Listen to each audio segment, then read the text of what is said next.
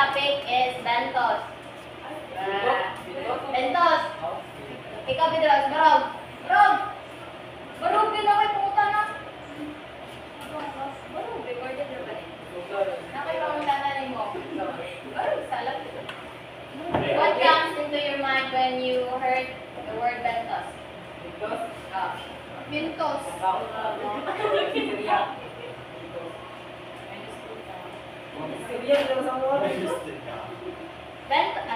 Bentos is animals bentos are animals that live on the sea floor are called bentos.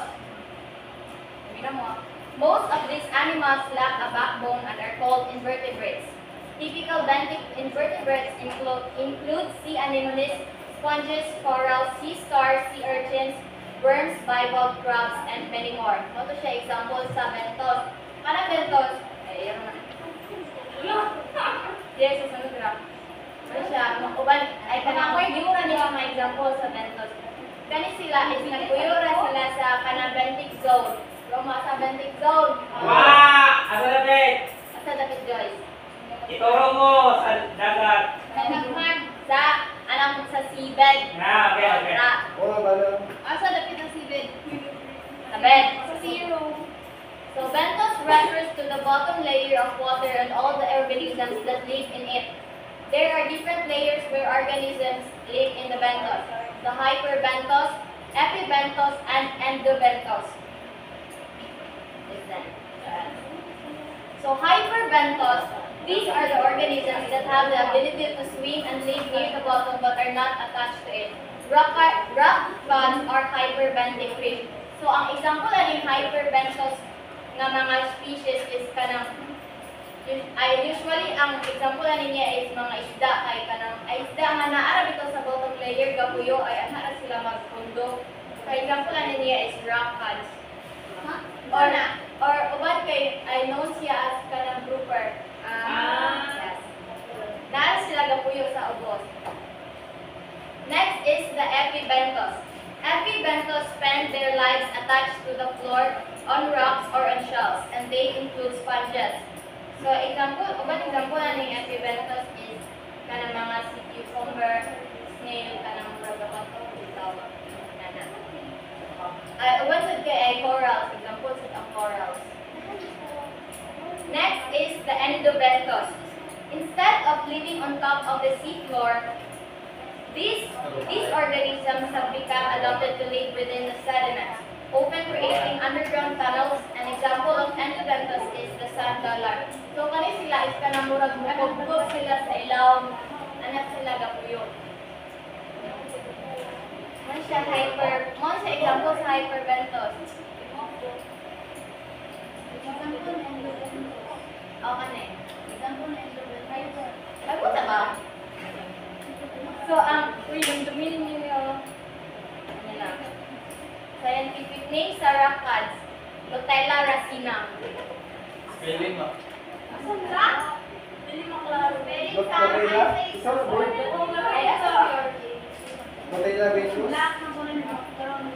maklaro siya sa kuwan ay na dili.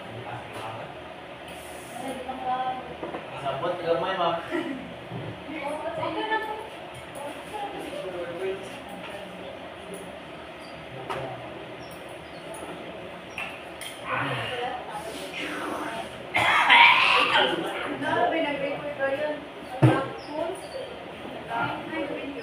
Lotella racina. Lotena.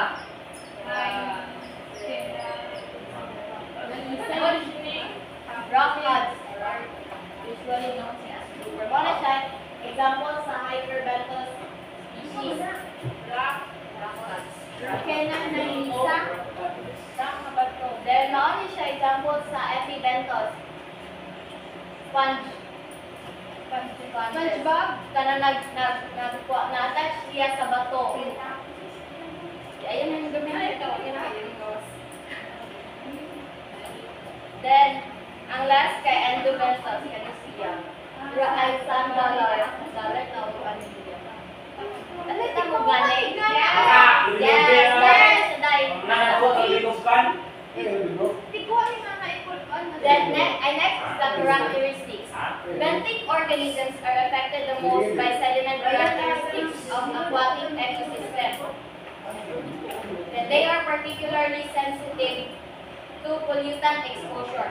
Individual species are adapted to variations in light, depth, sediment size, temperature, and salinity. So kani sila since nagpuyan sila sa benthic zone, ay kanang either mo adapt sila or kanang balin din sila lugar depende sa kung asa sila mahina. Ano ikaw?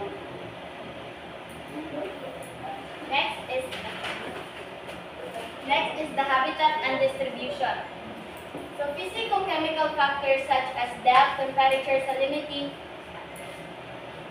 Physico-chemical factors such as depth, temperature, salinity, turbidity, sediment texture, dissolved oxygen, pH, nutrients, organic matter, and contaminants play a direct and indirect role in the distribution of benthic organisms. So kani nga mga factors kani mga depth, bilamon natin. And temperature, ang salinity, turbidity, sediment texture, kani sila kay they play a direct and indirect role in distribution of benthic organisms kay as I said earlier kana depende ra pud kung asa sila maluluna bitaw. Siyempre, kung dili ka kada pa ng lugar, dili gid sila ka reproduce or ka distribute ng lugar. Certain needs. Next is the life cycle. Different life cycle stages of benthic calcifiers including reproduction, fertilization, planktonic larva, settlement, metamorphosis, juvenile and benthic adult stages that are potentially affected in different manners by ocean acidification. So, bisag, kato nga kung di pa diskutan mo, sila ang mga stages ay mga life cycle stages sa mga species. So, either ubasa ka nga atong nga stage, kaya maapektuhan gyapon sila sa ocean acidification. Depende lang makasurvive. Ha? Kanang acidic ang ocean. Ito ba? Oo, siguro yun no. Ocean acidification. So, ay na may picture. Na may mga picture. Yeah. Na pwede kuan nga life cycle sa starfish, sa sea urchin o sa sea anemone dira kanang life cycle niya. Pero if we talk about kanang general na life cycle with sa mga benthos species, usually ana nila is mga consumer. And they play a important role sa ecosystem. They play an important role sa ecosystem. For example,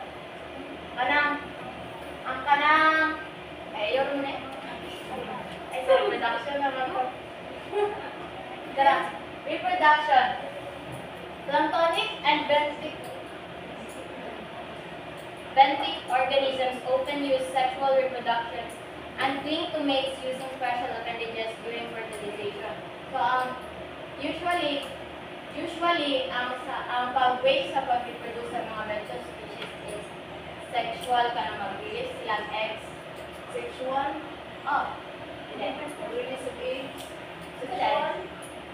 Asexual kay ka na mga kwanto. Ang asexual kay ka na hindi ka na mag-release of eggs. Ang sexual ka na mag-intercourse niya. Ang asexual oh. Hindi na kailangan asexual.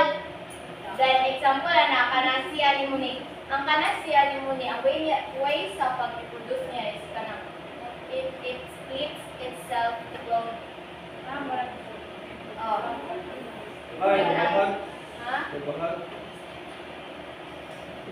Si anemone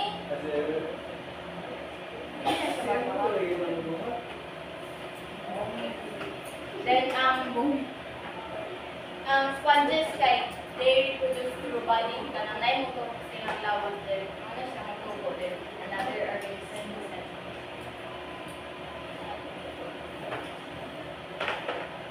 Then sa threats. Fishing, pollution and litter, aggregate mining, oil and gas, coastal development, tourism, invasive species, climate change, and construction of wind farms. Mga sa mga threats sa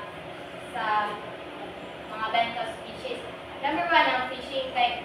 Kanang di ba kung discussion is katong types fish gear dito mga ikuan sa seabed ng buyoron. Rolling. O nga na makapit to din sa mga bentos species. Next is ang pollution and litter. Kanang pollution and litter.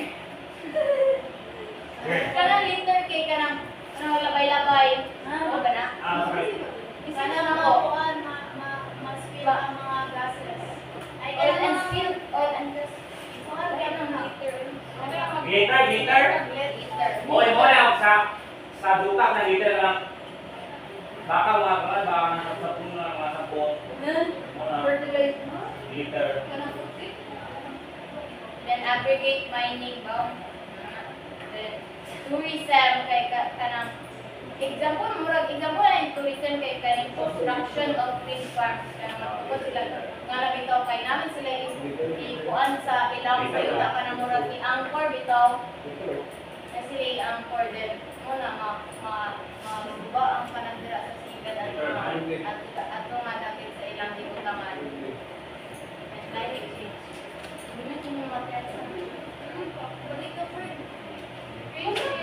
Fishing, pollution and litter, aggregate mining, oil and gas, coastal development,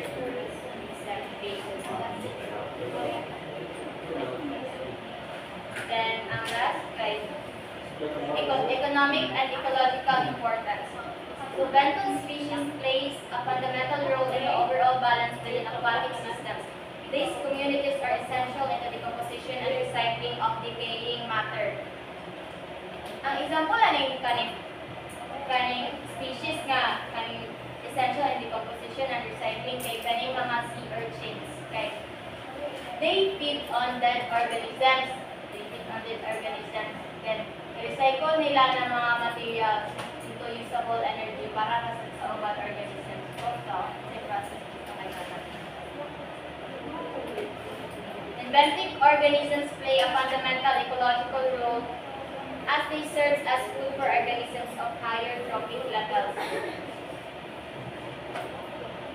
Then they provide essential ecosystem services such as nutrient cycling and aeration of sediments. Okay. Ahora to.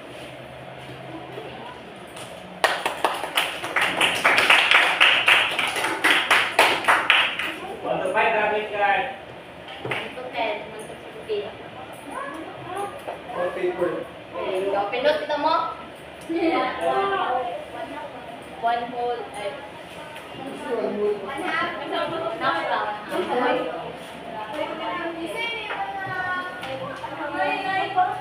Half.